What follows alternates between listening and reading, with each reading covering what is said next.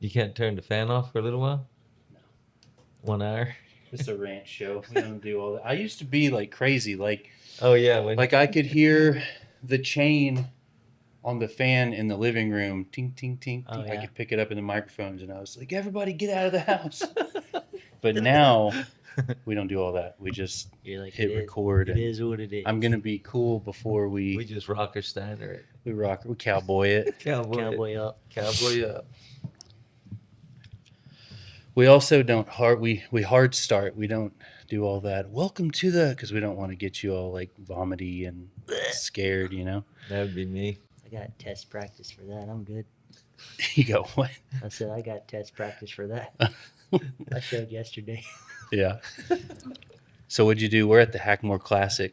What'd you do yesterday? So yesterday I showed in the rein work 2 Derby horses. How'd you do? Not so good. No, the horses showed really well. I feel like they brought their game. We just had some bobbles, and unfortunately in this game the bobbles cost you a lot. Yeah. How many points did you lose from a bobble, do you think? Oh, I feel like one little bobble here. I mean, there's 3 judges on the mark that are going to mark you. So if it's a -1/2, you're getting -1.5 right off the bat. Yeah. So if you stack a couple bobbles plus a minus the maneuver, you're looking at 2 or 3 points pretty easy. So if you bobble during a maneuver, you lose the maneuver points and you get bobble And points a taken off? penalty, yes, sir. Mm. So, like, let's say, for instance, if you trotted or you had a lead departure in a trot, that's a -1. So there's 3 judges, so -3. Oh, wow. And then they're going to minus the maneuver you attempted at the moment. So that circle is also going to get a -1/2 or a -1. Wow. So you're 6 points down right off the bat. Does that get in your head? Like if that happens when you first start? I think younger in the day, yes, you definitely would worry about it. You've shown enough horses now where you kind of learn to go on with the show, I guess, and let the chips fall where they fall and just chalk it up for a bad run. And the cool part about cow horses, you got 3 events, right? Reining, cow, and down the fence. Reining, cutting, and down the fence. So hopefully you can make up the distance because everybody else also has a chance to bobble too. So if you're worried about one run, you could miss out on the other 2 and catch up. Is that what the air horns are for? Air so other horns. people bobble? Definitely make a bobble. So when we were leaving lunch, Dwayne was like, I don't know what to ask because we're not recording yet. And so he had a lot of questions and he didn't want you to have to repeat everything. Yeah.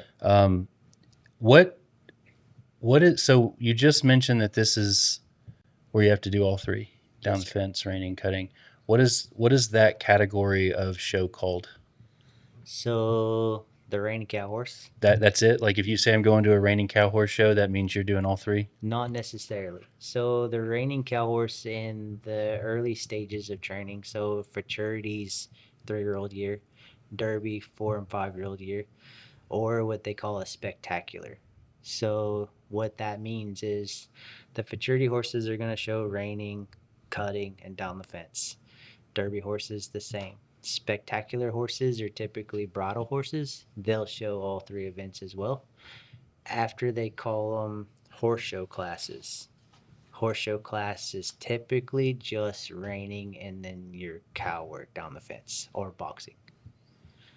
That's why everything's super complicated. Mm-hmm. And when you're trying to look at stuff online, not only do you have all of these complications and all these differences that you have to know, but this industry does now I say this was in my head before you showed me that app this morning, but this industry does a pretty poor job of making clear what's going on and when. Mm-hmm. And so it's really hard to get in if you don't know anybody that's already in it, because like you had to say, just tag along sometime, and we're like, shit, we're coming. We're just going to come now. Yeah, and we don't have any direction or goals. We're just here to hang out and kind of see, because it's overwhelming. And not even getting into the scoring and all that, but just what you're entering and when you're entering it and what that includes. And what we're watching this morning, the reiners, the cow horse reining, I guess, is so different than the classic or what do you call the Yeah, other your reining? traditional reining, it is quite a bit different because you have to have a horse that also does cow, right? And so reiners typically are a forward moving horse. Everything's done in a forward motion, the turnarounds, the circling, the stops are even forward, right? Where everything in a cow is typically on the draw, backing up. And so you want that horse to draw in its hocks, be prepared to turn. And so it's hard to manage a horse that can do both sides of that, which is why this sport gets so expensive, right? Because not every horse can do one or the other, much less both. Yeah. Why do they make you cut as a separate event and make you work a cow in the reining portion? I'm not sure why. I don't really know the whole background of cow horse other You didn't than it invent was, this I didn't competition. invent it, but I do love the versatility of the horses, right? Being able to cut, go down the fence, and rein. I feel like the herd work is kind of more of a let's let's have a way to really separate the status, right? If you can Yeah. do all three, you're definitely doing something. Mm-hmm. And if you can do one or two really well and you're bad at another, you might have a chance to kind of hang out there. So, Yeah. This is Casey Hidalgo. Is it Hidalgo Performance Horses at Sliding H Ranch? yes, sir. There it is. Intro done. What questions did you have at lunch? Well, there was a couple of. One was when you're showing. Is this kind of like? It's going to kind of sound silly, but like bull riding. Are they judging them cows also? No. The Or cow are they? does have to perform though, because they did switch them out when Yeah. we were watching this Yeah. morning. So I've gone and went to the judges seminar and went through all the judging and took the test and all of that stuff just to kind of see what are we looking for in the show pen. Like you, we come here and we have expectations of what you think's good, and then come to find out a year later that isn't what they're looking for. Yeah. And so that helps out a lot, being able to understand the judging. The cow is only there to show your horse, right? If the cow doesn't exactly give that horse the opportunity or the rider the opportunity to show that horse correctly, they'll give you a new cow. Some guys are, you're allowed to opt off the cow. Well, in other words, like, hey, I'm good with it. I'll take it the way it is, and hopefully it works. Sometimes it don't. Or maybe that horse trainer is like, I'm already not sitting very good anyway. I'm just going to use that as a schooling run and save that cow for somebody else. So how do they communicate that? This is a boring question, but when we were in there this morning, one of the judges blew the air horn. They said swap out that cow. Yes. Does the rider then get a chance to just wave them off if they want to, or have they You already can just communicated? continue showing. You don't have to wave off anything. The air horn's used for two different reasons, right? One is the run's done. You've performed everything that the judge is required to see. Or two, the cow is either not performing to the standard or overperforming the standard. In other words, you got one that's pretty hot and crazy and wants to run you over and it's not safe, or the cow is just not producing the run quality. Is kind of what the two options are. So there's not, I guess to answer your question, there's not an opportunity like in a bull or a bronc ride to get more points because the cow is particularly rank. So yes, in a way, because obviously the more rank the cow is and you can handle that cow with your horsepower, then the score shows accordingly. Versus, it's on that 70-point system, right? Everybody starts out in that neutral area. If that cow just kind of runs the mill as a normal, then the score stays fairly low. But if that cow is very aggressive and your horse is capable of handling a cow to that status, then by all means they'll mark you for it. So 70 points. Oh, that was two judges, two separate scores. So 70-point system is one judge. Where you were seeing like the 44s and a half would be two 72s. Does that make sense? Nope. So 72 plus 72 would be 144. Oh, but y'all are cute and say 44 instead of Yeah. 144. Exactly. Okay. So then what's the, So because the some of lingo those, would be, so right now I'm on a 3 judge system. 5 judges, they drop the high and the low. So there's 3 judges that count, right? So like a 213 is a 71 times 3. okay, so then, yeah, that's my question, is because a lot of the scores that we saw this morning were 182, like Yeah. the total final score. So that's well below neutral. So the 182 would be well below. Yes. So What if is we, that? A 60 something, 50 something. okay, so a perfect score would be what? So just a standard score would be a 210. That's a That's perfect neutral That score. would be 70s across the board. Okay. Anything above 210 would be obviously in the pluses. So seeing, like, I think the best I saw was a 193. That's So below neutral. 193 in the 3 judge system is obviously pretty low. And why were they breaking it out into the cow score and the reining score? So they break it out like that so us as trainers can keep up with like how it was ranked, right? And so you can kind of keep track of who's where and who you can get around and not get around. Be like, oh well, I'm just going to use random name. Tommy in the reining was a 213.5, but he marked a 220 in the cutting. Okay, now that ranks Tommy here.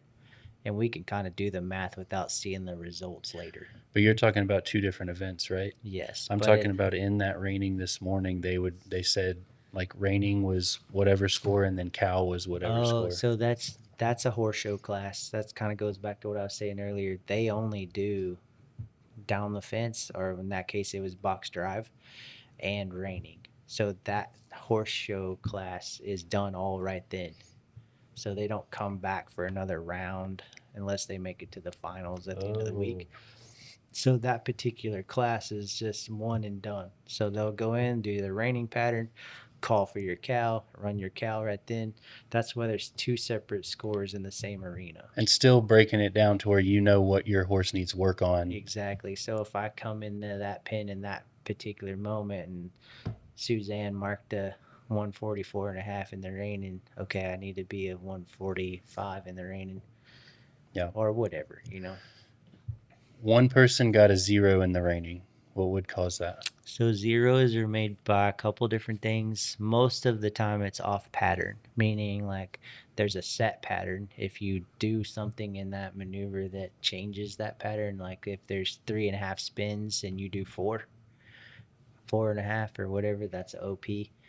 But that gives you a 0 for your total That'll score. give you a 0 for that particular side of it, right? So it's Yeah. a horse show class. So you'll do your reining as one part and then your cow is another part. Yeah.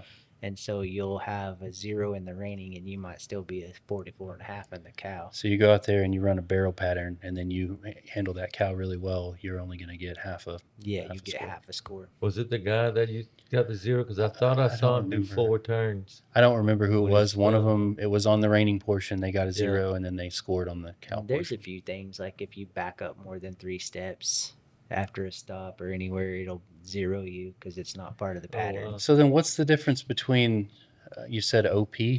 OP off pattern. Okay, so where's the line between off pattern 0 and bobble -3? So the bobble is just a negative part of the maneuver, right? It wasn't a off pattern situation. It was just a negative impact. What if you bobble half a turn?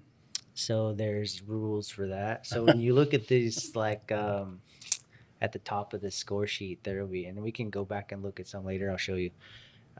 There's these outlines of what points cost what the horse, right? So -1 would be just trot steps in a circle, or or departure, or change of lead late, or you know what I mean. There's all these 1 points and half point penalties that tend to add up. In all your years of seeing your scorecards, have you ever been handed one that wasn't marked? Like one maneuver wasn't marked a 0, a 1, a 2, a 3, a line through it. It was just blank. No. They'll always have some sort of either a negative impact or a positive impact. There won't never be a blank. Like the judge is like, nah, I'm not scoring him right there. At our ranch course, we had our scribe. Somehow the scorecard got passed through with nothing. Just the one little box with no zero, nothing in it. Oh wow. And this is a fun day. It shouldn't have been a huge deal, but when they asked about it, then I reached out and asked the judge about it, and he said, "Oh, that was a zero," and that's what I really relayed back to the participant, and it was a huge freaking deal. She was really mad. So zero meaning like she just Neutral. okay. I got you.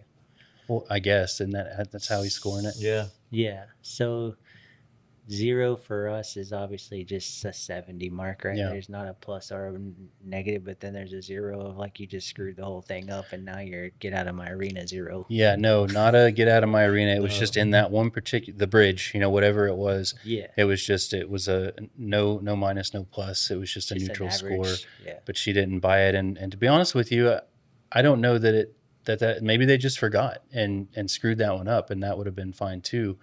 But she was upset. She was, fat chance, that's a zero. How convenient, this kind of thing. And I was like, hey, listen, this is a fun day. We'll waive your I apologize. We'll waive your next entry. Come back out and have a good time. And she blocked us. I mean, all you can do is try to make it right. And if you're that upset about our little play day show, then Yeah. you probably should find a new avenue to show at. We knew, I should have known pretty early because she called and I was like, I don't know. Let me look into it. Mhm. And then Craig Moore called me. Yeah. And you know Craig? Yeah. So he called me. He was like, hey, so-and-so just called. She's pretty hot. And I was like, wait, she called you? Because you had nothing to do. You were just here winning money. You Yeah. had nothing to do with this. And so she was calling around starting drama, whereas when she had already called me and I already spoken to her, I said, let me look into this. And then when she didn't like my answer, that's when she blew up. And it was she blocked us. Big deal. So we were talking at lunch about, and you've mentioned this to me before, about papers and Yes. how important they are.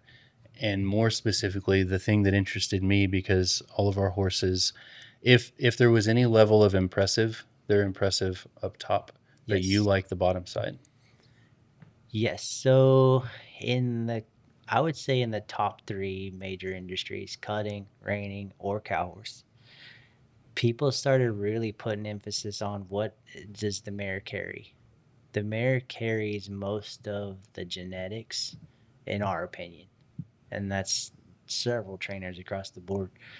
And I mean, even you talk to the higher level breeders, Melanie Smith at Solo, and those guys like that, they're very influenced on their decisions on mare power.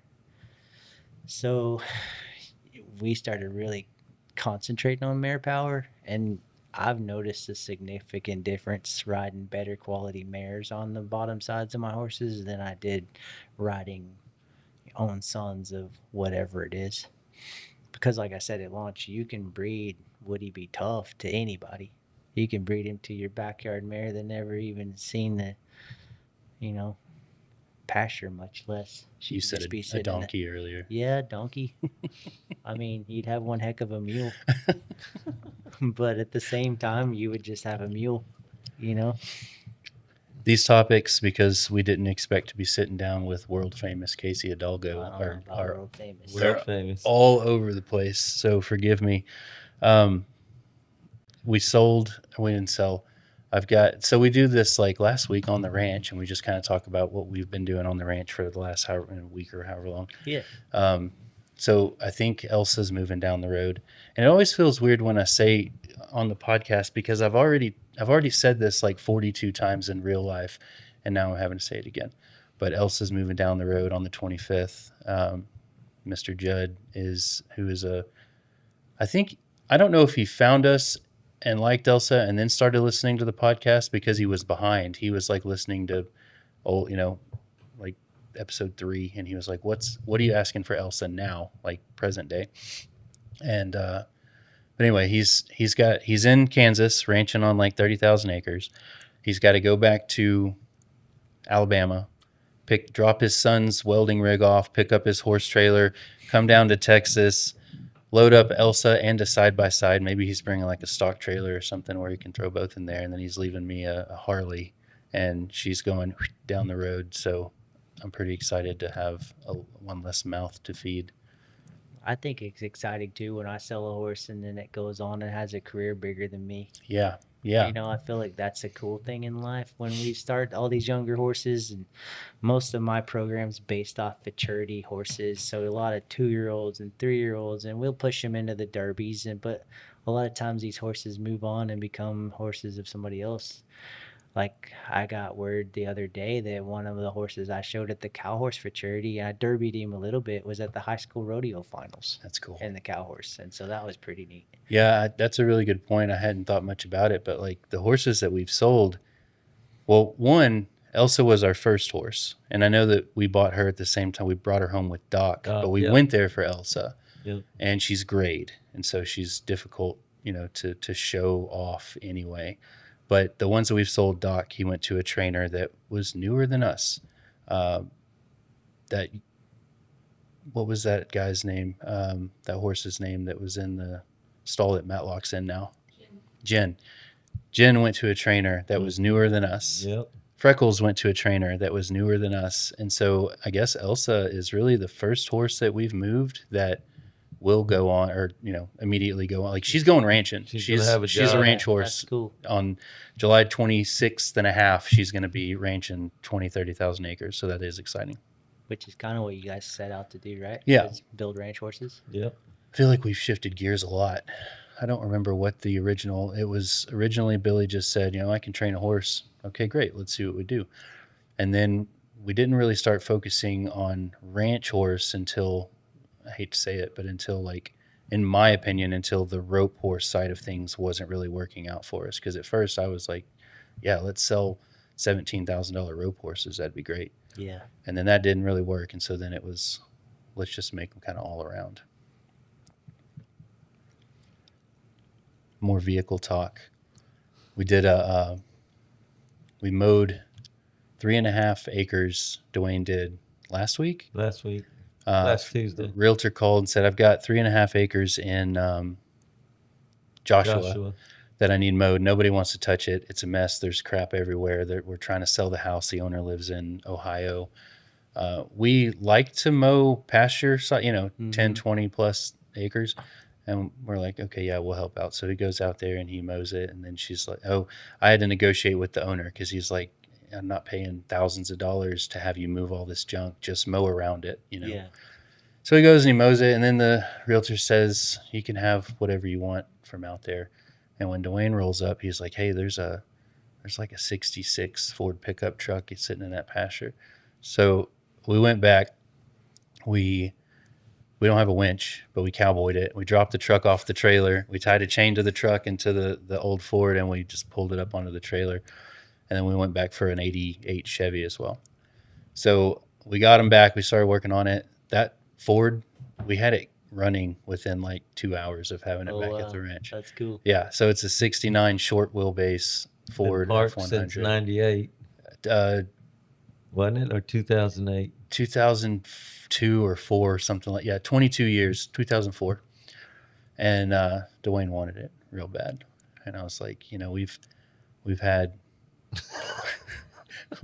we've had some real bad financial horse times. Yeah. I can't afford to just gift it to you, which is what I would love to do. And he was like, I'll buy it for $2,000. And I was like, I don't feel good about selling it to him, Yeah. And so Dwayne went home, and the very next day, a guy messaged me on Facebook and was like, I want that truck, $4,000. And I was like, sold. Sorry, Dwayne. we had that truck for like 4 days. Maybe next time. But if you want that 88 Chevy, No, it's got your name written all over it. Or maybe a refrigerator magnet. His little boy came over. This guy showed up to the house, and he was like, I'll buy it if you'll help me load it. I was like, yeah, we got equipment. We got a skid steer. We'll tie a chain around it, Yeah. He showed up with a come along, and he was insistent that we use his come along, that he use it. I was like, I'm not helping you do this. That's You bullshit. could tie that to the skid steer. Right.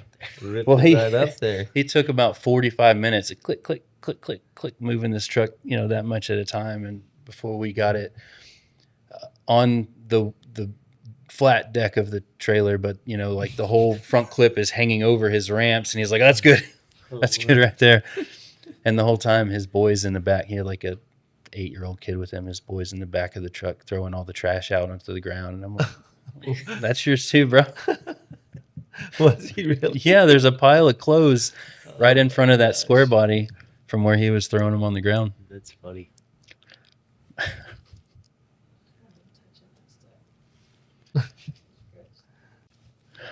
Would you say that we're doing, how do I say this politically correct? Would you say that things at the ranch are more fun the last month? Everybody says that. I was trying to be politically correct. Dwayne. All of our employees are saying that now. I was trying not to throw anybody under the bill I of wasn't bus. throwing nobody under. They are, and you know, we set out to, and I won't get into like the little elementary girl stuff, but we set out to be kind of above board when it comes to bad mouthing, you know. So I'm not going to go like super terrible, but it's a low stress environment these days, and it's really nice to just kind of relax. You know, it's the worst. Like having your opinion, having Rick Hayes's opinion, having Craig Moore's opinion. Everybody's like, huh? Lindsay. Yeah, Lindsay. But the point of those opinions is that y'all all say that, like you literally said earlier, you wouldn't have bought one single horse that we have on the ranch. I mean, and I try not to do that sounding mean, but at the same time, it's like your assets are your hard-earned money is Yep. what you spend money on, right? And so our job as trainers is to make sure that you spend your money wisely. And looking into programs such as that, I mean, every horse has its place, right? But as a business and somebody that's into business like you guys are, that's a hard spot for a trainer to be in because now you have to protect that business. And so I just know that horses on that level, and we've all started there. Every single one of these trainers has started on that level at some point. Know that that's a tough business to play in because the market's small. There's a bunch of people. It's like Walmart, right? You go there because the cost is cheap. You don't go there because the things are high quality. You go there because you can. That's all you can afford, and Yeah. it's cheap, and you need it now.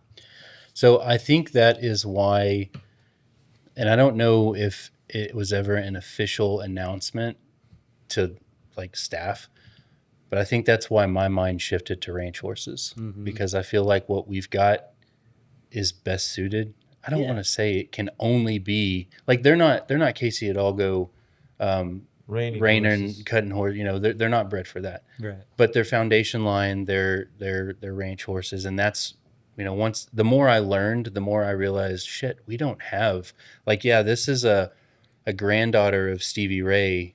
That doesn't mean anything in your world. No, That but it could- has its place. Yeah, and it could be impressive as a ranch horse. Yeah. But and that's when I think, you know, sometime along the line, as I learned more and more, it was like, we don't have Metallic Cat's brother. You know, we just need to shift and focus on something different. Well, I had a question about that. I was going to ask Casey. So, in the breeding world, was somebody thinking these horses were going somewhere with these papers, But I feel like or were they just throwing them out there? no, it goes back to what I was saying. There's guys that are in this upper level business that literally study this thing, the lineages of. And I showed you on the paperwork earlier, when you buy these horses from a sale, it'll tell you what that mare's won, how much she's produced, what horses she produced that won that much money. And it kind of gives you a roadmap of what you're producing, right? And so as these guys breed these Metallic Cat to a dual ray daughter that's produced over 1 million, you already know the odds of him making something really nice are pretty good, Mm-hmm. right? Whether it works out or it doesn't. But then that's when these horses will step down to ranch versatility or the rope horse game. They're still on the upper level of things. So the money value stays pretty consistent. Yeah. Where when you start looking into granddaughters and grandsons or great grandsons that haven't had a lineage background, you kind of have to gamble the market. Is he going to be good enough? Like right now, I'm riding a grandson of WR. This cat's smart. He's a nice colt, but on paper, he's not necessarily what you would pick. But not even from your, and you're more versatile than most, you know, with the directions, but not even from your world, but just from like did somebody breed Stevie Ray Vaughan or SRV Pride and Joy, a son of Stevie Ray Vaughan? Why did they breed? Why did they sell that colt of his? Like, is what was the purpose or their original intent for that horse? So I don't know the background of that particular horse, but a lot of times what will happen, like, so just to give you the next level up from that, from what I can speak from, is like I have an own son of Stevie. Okay, he may not work out as a cow horse, but we may take him to the rope horse business, and he might win 100,000. It's not really recorded back then where it is now. So that colt might have won 100,000. Well, now you own him, so now that's your breeding program sire. Does that make sense? But for rope horses, Before rope horses were being recorded on how much money they were winning, these guys might have won 100,000 on that particular colt. yeah. And now you feel like, okay, I won 100,000 on him. He's proved to me that he's capable of producing horses. So I'm going to start a breeding program based off of that. That's where a lot of these lower level breeding company or breeding farms come from, is that next tier down, you know, second tier type studs and mares. That's where you see those levels of horses, because those guys are like, oh, well, he proved to me he won 5,000. I'm going to breed him to this mare that I won 3,000 on. And then you end up with a $10,000 colt instead of a $40,000. Exactly.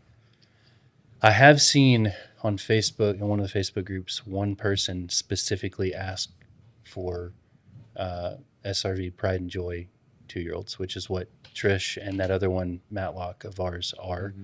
But that's the only, that Tail of a Cat, I've seen a couple people asking specifically, but those are the only two that I've seen that they've named their own, you know, the parents of Yeah. our colts. And, you know, definitely not as household of a name as Metallic Cat or Stevie Ray, but And those will be guys that are tied to that part of the industry, Yeah. whatever that industry is. It may be ranch horse, maybe cowboy dressage. and they may know. just like that lineage because they had, like Rick had a Tail of a Cat brother of Chief, and he just loved him and he wanted to try Chief out. Exactly. So that, I don't know if we ever mentioned that on here, but Rick Hayes took Chief for a couple weeks. He was looking for a personal horse because he liked a Tail of a Cat, and he was interested in Chief, and he offered a trade. But the trade that he offered was to put Trish, the granddaughter of Stevie Ray, through cutting training. And I didn't really want to go down that road. And you said Chief might have a future as a rope horse because he's appendix bred. Now that you've seen him and you know a little bit more details of that trade, would you still recommend not getting him to Rick? I look at it two ways, right? Because I don't have any skin in the game. One, is the mare going to be worth anything with that much more cut and training for you personally? Is the mare going to be worth the money difference of you losing the other colt? That's the biggest part, right? She would have to sell for like close to 20 grand to make it a break even scenario. And so you're building a granddaughter out of an unknown mare to try to sell for a pretty decent amount of money, right? And so that's a gamble. To me, it needs to be more definite, right? I know the rope horse industry are breeding a lot of running bred horses on cow horses. And so they're looking for that cowy intention, that cowy sense, but can run down the pen. And so that's something that they're actively breeding. So your assets better spent in that horse to try to get him in the roping pen than it would be to put her in the cutting pen and break even on a sale maybe later, 4 or 5 months down the road. Yeah. And if things worked out with Chief that way, then it's not even a break even. You know, we're in them both for under 10,000. If he sold as an $18,000 rope horse, then we've still got her that we can do something with. And so would things look different from you if I said, all right, Casey, can you make Chief a $20,000 rope horse to hire you to Yeah. do that? What would that look like as opposed to what's happening now with Jake? As far as just putting him in training with me and sending him as a rope horse, I mean, I think it's good if you can get him further along with the colt starter you have. I feel like he's doing a good job. So you wouldn't hire you? I would hire me once he's a little further along. The reason why I say that is you already have an expense that you're probably able to asset other Utilize, places. yeah. So that expense isn't costing you what I would cost you every month. Casey, we've had this horse for a year. What do we need to do to him to get him ready to go to you? I mean, I kind of made a mean comment. I said, this horse looks like he's been in my program for 2 weeks. Meaning, like, I just saddled him yesterday and maybe rode him around for 4 or 5 times. Okay, in the horses and in the program's defense, they were underfed. So we saw a super quiet horse across the board, but Chief specifically, he's just like, he'll do whatever you want. He's lazy. He wasn't lazy. He was fucking starving to death. So he had no energy. Now that he's being fed, they're hot. They're hotter, all of them across the board. So you're saying that we keep going to your house once or twice a week. Jake keeps working, learning from you, and then we utilize, because he's on the payroll. Yeah. So we utilize Jake to do X, Y, and Z for how long? Now, I will say this. There is a fast forward button by coming to my house directly, right? Meaning Jake or the horse? The horse. Yeah. But like I said, it's a money expense. Well, but So that's where you're gonna have to go, okay, here's the line here. I can let him drag this out for 3 or 4 months, or I can send him to Casey for 30 days and we'll have 3 or 4 months in the thing wrapped up already. So that's why I was asking it originally, is because we've got plenty of horses Jake can be playing with. Yeah. Chief seems to be the most promising from what I'm gathering. Like he's the first one that you've been like, oh yeah, I'd like to see this one. Mm-hmm. So if we were to fast forward him, how long would it take you to make him a $20,000 rope horse? That's a tough question because one, I've sat on him for 5 minutes. It really depends on how old is he? 3? Yeah.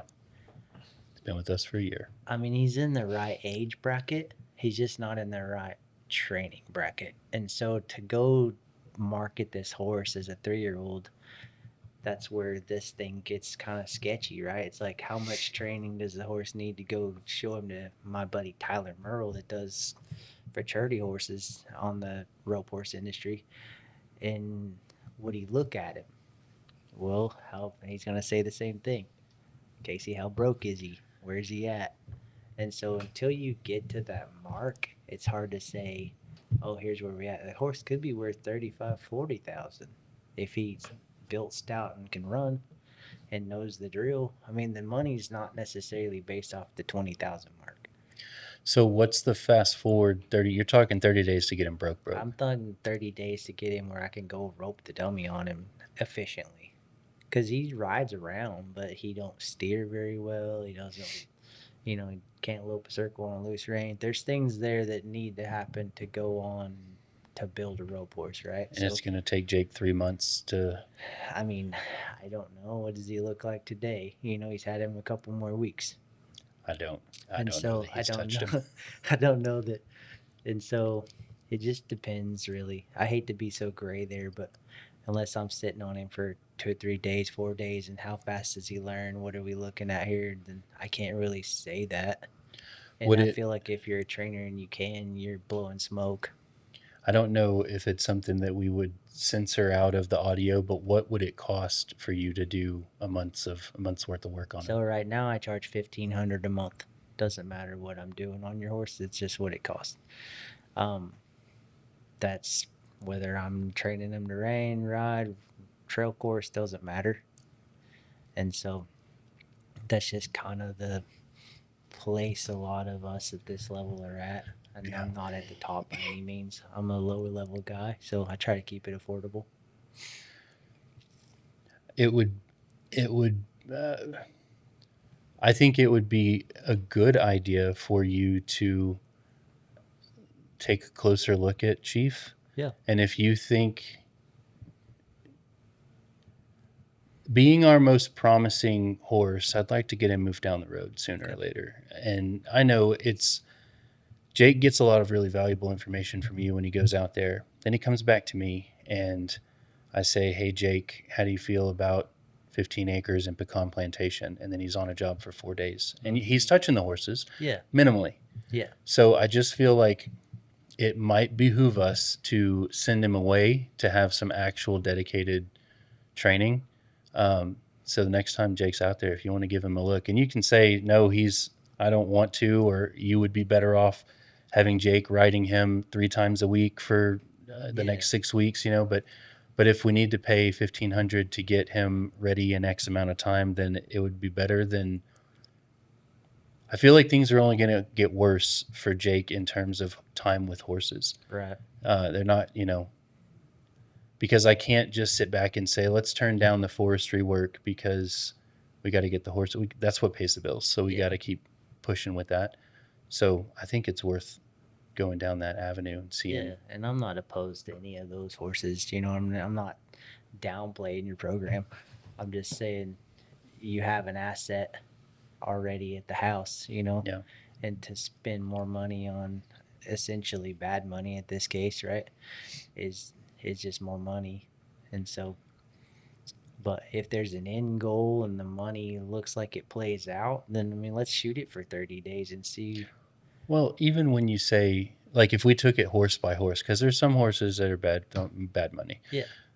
Chief specifically, I don't know if I've said it. We've had him for a year. Yeah. So we're in him, 1 but we year. paid $4,000 for him. Yeah. So we're probably in him close to 9. Yeah. Not remember, he's been underfed. Yeah. So we're in him close to 9. It may not be bad money, if he was with you for possibly not, right? Because the rope horse games come up a lot. Back, I would say 10 years ago, I roped a lot. I started my whole program was in the rope horse deal, and horses were cheap. They were rejects from cutters or you could go buy a horse for $5,000, rope on him for 30 days and go to a jackpot, and no one cared any less, right? Now they're more specially bred, and he kind of fits the mold of that. Yeah. But then also, the training aspect of the rope horse game's gone way up too, because now you got all these high-end cow horses that are hitting the rope market and they're just broke. It's interesting because I couldn't understand why we saw so many rope horses for $30,000-$40,000. It's like, what are these people thinking?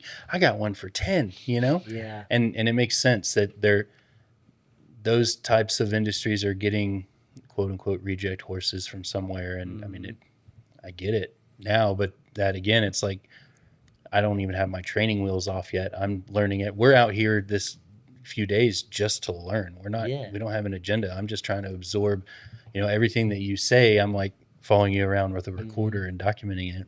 It's like I said earlier, every horse space has its own place, right? Like the grandsons have a place, right? When you start taking like national level rein cow horses and they cull out of that national level, they still have a regional level, right? If they cull out of the regional level, now you're looking at rope horse stuff or ranch versatility. The rope horse guys started recognizing those national level horses can go be rope horses on a pro level tomorrow. They already rate a cow. They already go down the fence, right? So then they're broke as heck. Like you can spin on them, turn around, stop on them huge. And so they're not having to train them anything but how to turn a corner and stay quiet in the box. Yeah. And so those guys recognize that. But at the same time, these horses aren't cheap, right? They cost us 30, 40,000 as 3-year-olds.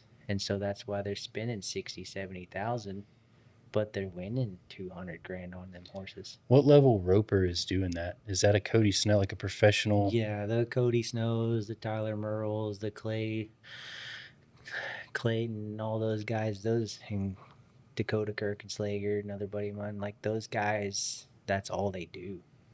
Run the pro tour and rope. I went to And a they party once with Cody Snow, but he won't return my texts. he's busy on a camping trip. Yeah. He lives a quarter mile from us. Yeah. There's a lot of guys that are out there that they see the understanding of spending the money, and they got clients that'll buy it.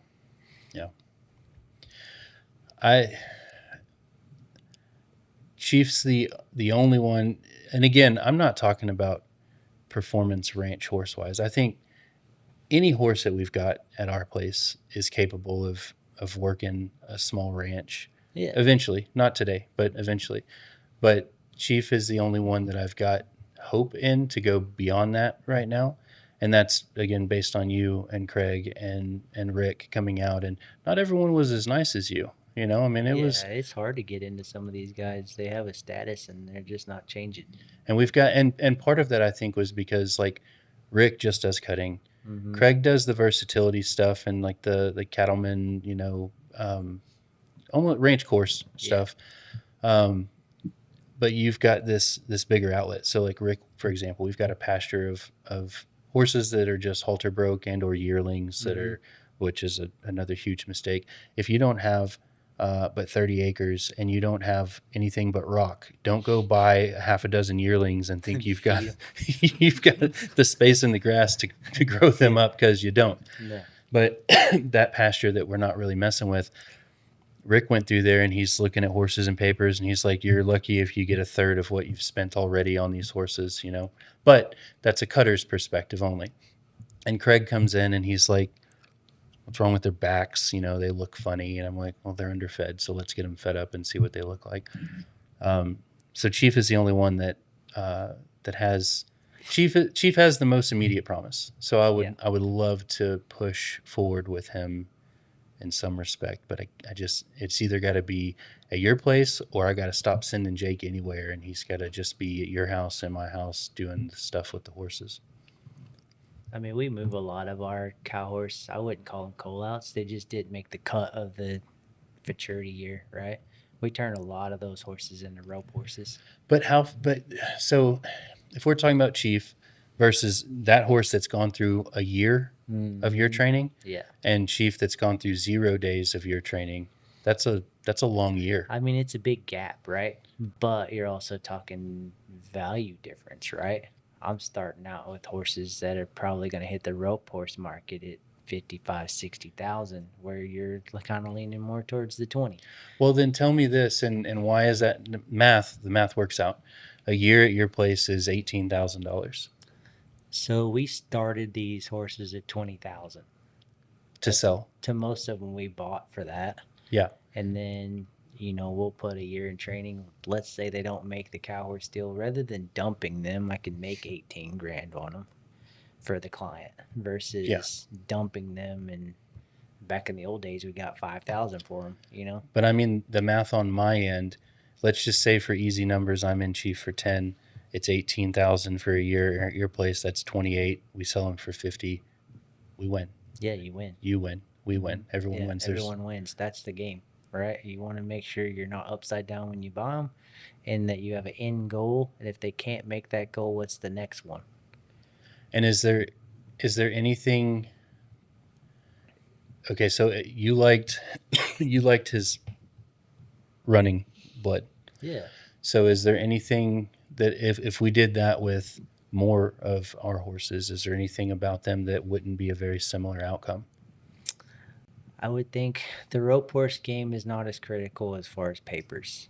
Now, the high end guys, same difference, they are. But the middle of the road, which is your average World Series roping, they don't even know what a paper looks like, much less. But are they still $50,000 horses? They're still $30,000, $40,000, $50,000 horses. I had a buddy of mine went to buy a horse in Arizona. He paid $65,000 for this horse. Brings it to my house, says he has trouble. He won't lope in the right lead. I was like, okay. So he brings him over. Horse would not lope to the right.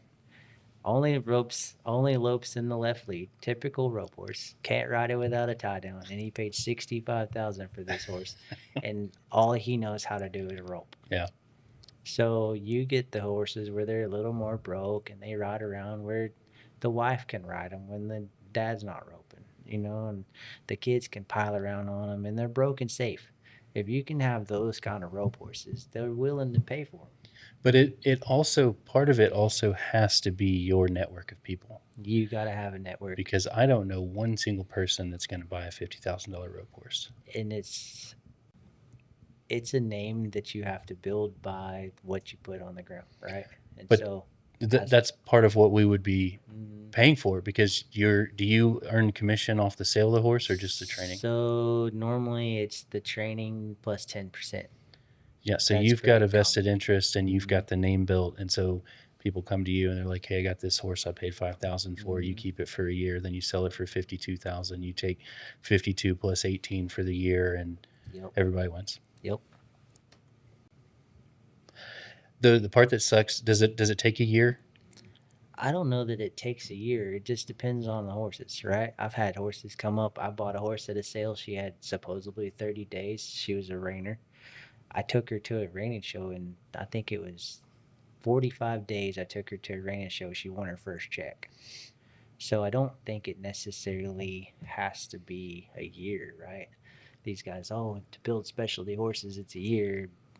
2 years in my program, we Yeah. start them as 18 months and we ride them till they're 3.5. And it really depends. You hear war stories all the time. Oh, this horse was on cattle for 90 days and went and won a check. I only came up with the year because that's basically what you were talking about earlier when it's the cold reiners, because you put a year in them. Yep. And then only brought it up because if we dipped our toe in the water with Chief, like you and Chief, then a year is a long time to wait to pour more gas on that fire. Exactly. I'm still feeding like 150 horses back at the ranch every day, So I look at it this way. It's almost like a month to month thing, right? And we said the year, right? But you have to think of the training level that goes into those horses to try to get them to cow horse, right? We're reining on them 3 or 4 days a week. We're cutting on them a couple days a week. We try to put them down the fence at least once or twice a week, or at least work them on a dummy, right? And so it's long hours, lots of training, and these horses sometimes either don't take it, or they just not physically capable of doing the maneuver, maybe just one of them, right? But that one maneuver keeps them from making a cow horse. And so you can't really base the time from the cow horse side on the rope horse industry. Does that make sense? Yeah. Because they're not needing to be spinning the hole in the ground, slide stopping 30 feet. They don't have to do any of that. But that's where you look first. Like if I drop Chief off on Monday, you won't be home. If I drop Chief off on the following Monday, and We'll Tulsa. you're first looking at him as a cow horse, and then just kind of going down the rungs. I would look at him as how he's bred. I would look at him as a rope horse, probably on the head side. I would definitely just probably cater his training towards being a head horse. Like I said before, 62,000, and the horse only loped the left lead. And I mean, that's an average price. That's a good price for a guy that can go grab a horse, go rope in the 8. And they're paying 30 to 60,000 for them all day long. That is a big swing, 30 to 60, but both of those prices are good, and even the 30 would at least not lose us money. And so you got to kind of say, okay, what is the futurity market for that particular kind of bred horse? He's bred pretty good on the top. He's out of some running blood on the bottom. He should be able to run a hole in the wind, or at least get from the box to an 8-second hole. He doesn't love stopping. And so on the head side, they don't have to stop. He just got to rate to the left. He could do that. And so actually, he's only ever been in the heel box, right? I don't think anyone's ever put him on the left. But the same thing I think too. it's been in the heel box, yeah. But the same thing too. I mean, he's not very broke, so You don't know what the horse is capable of. Dead broke, Casey. He's dead Dead broke. broke. But you could have him for a couple of months and go, well, I just don't think that he's going to make it, right? I could have him for a couple weeks and be like, this horse doesn't Okay. learn any more today than he did when he got here. You know, or I can be like, hey man, this thing's This- coming on and he's yeah. actually got a lot of potential. And papers don't always defy a I think horse. that's Like him I said, right there. I feel like there's a real slim chance with all of the. This is what I respect so much about. About you. So the Craig Moore. I respect his opinion. He's direct. He's honest. I don't feel like he's going to steer me in the wrong direction. Rick, same thing.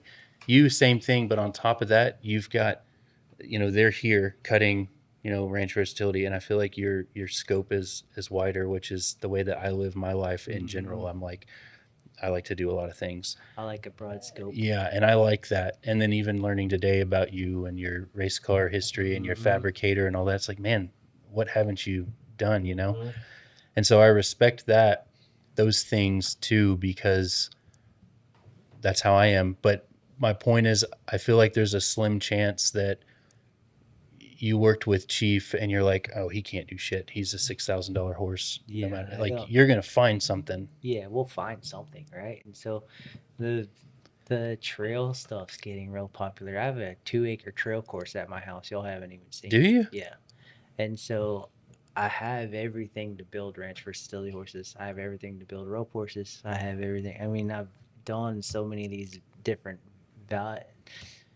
different types of training coming up into cow horse, right? Like I started out in the rope horse game, kind of got into the ranch versatility. Then I had somebody wanted me to show a reiner, so I slipped off into the reining thing for a little while.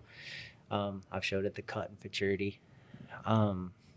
Those particular things just grow your box, right? And now I can take a horse and be like, well, he doesn't fit here, but he might fit over here. But then you're taking a horse that your expectations were way higher than what he needs to be, but now he's at the high end of that box. And that's been my goal. Yeah. Take him from cow horse. That's a really high platform to play on, especially at the national level where we're at now, the Hackamore.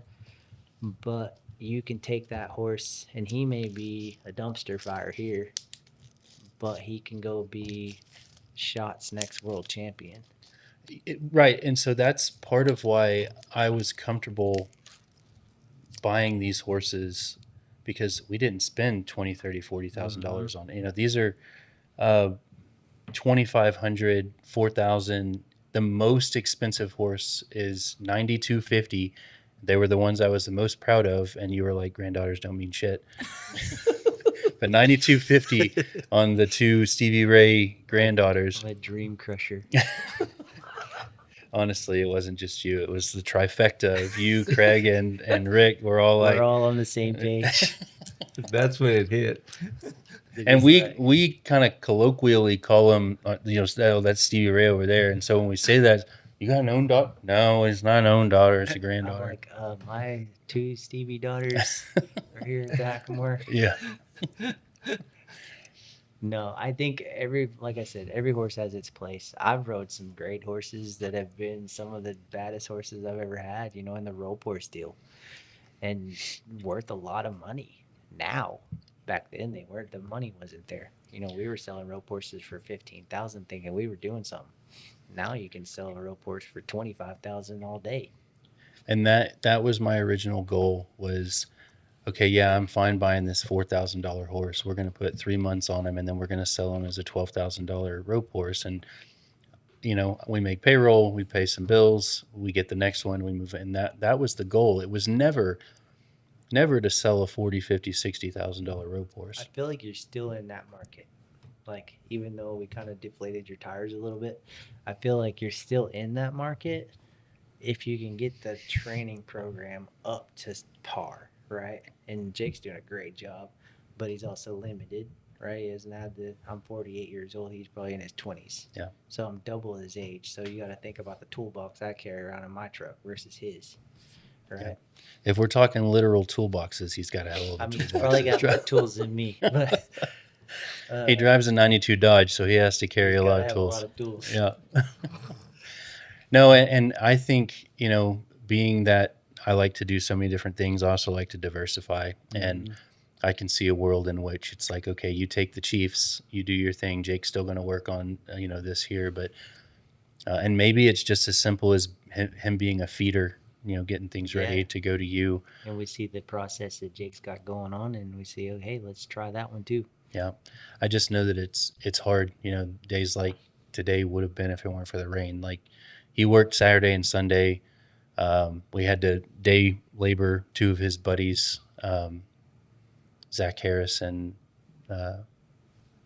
Guthrie Long. Shout out. And they're out there in Pecan. They did on Saturday. They did like 4 or 5 huge dump trailer loads worth of tree, by hand. That now it's just at my house, just sitting there. We got to burn it. But anyway, that kind of stuff happens It's a good a lot. day to burn. It's raining. That's what I told him earlier. I said, "Is it raining light enough to where you could go light a couple of those piles?" And he was like, "Maybe. It's pretty heavy." Lonnie sent pictures. They said it's raining, Oh, like wow. bad. More Oh, diesel. wow. He said the truck that's parked my truck that's parked next to your camper, Uh-huh. like half the wheel is covered in water right there, like it's wow. flooding, raining. It's gonna sink. It is because I parked it right on that Water freaking line? trench. Yeah, Did you tell him to move it? I don't know if it'll move now. Oh boy. It's got street tires on it. You'll be there for a couple of days. Huh? Burn ban? Really? Burn ban. Burn van. Parker. Burn van. We got that neighbor right next door that flies his airplane all the time. Oh yeah. He's kind of a jerk. Not kinda. He's a jerk. He alleges that somebody on my crew put stays in what he alleges is his fence, and in order to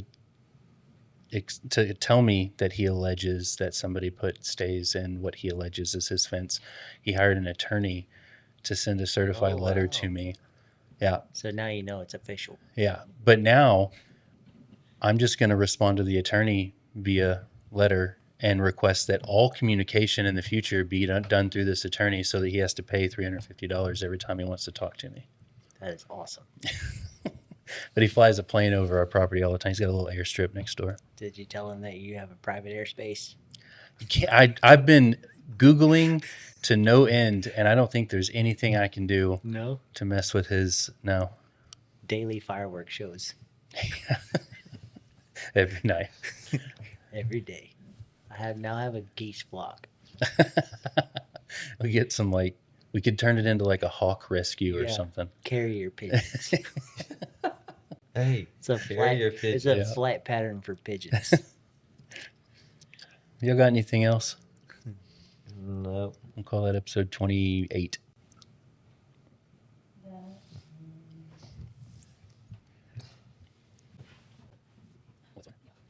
It's a long thing. Very first time I was place. Is there things slowly make sense, but it's not like you said about 8 times. And it's like, I'll listen today, I'll remember something you said 2 weeks ago, and we're out there, oh, that makes sense, why is doing this? I don't feel like you're in past lot. I just feel like it would have been better structured better again. It would be so in the past lot now. You had 3, 4 really good ones. Those been, I found those in the backyard. You're in the greenhouse. He's on Charlie Jones. Charlie Jones 1, 3, 300,000. Actually, got the Sierra this year. He was a good shot. I was 10.